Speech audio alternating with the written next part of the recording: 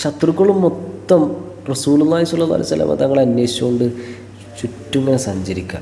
കാരണം റസൂലിനെ ആര് പിടിക്കുന്നോ ആ പിടിച്ചു കൊടുത്ത ആൾക്ക് 100 ഒട്ടകമാണ് അവിടെ ഓഫർ ചെയ്തിട്ടുള്ളത്.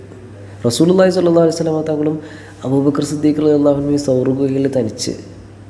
സിദ്ദീഖ് റളിയല്ലാഹു അൻഹു പതിഞ്ഞ സ്വരത്തിൽ റസൂലിനോട് ചോദിച്ചു, റസൂലേ നമ്മൾ രക്ഷപ്പെടുമോ എന്നുള്ളൊരു രീതിയിൽ ഇങ്ങനെ ചോദിച്ചപ്പോൾ റസൂൽ ആ ഒരു സമയത്ത് പോലും പറഞ്ഞൊരു വാചകമുണ്ട്, ലാ തഹ്സൻ ഇന്നല്ലാഹ മഅന.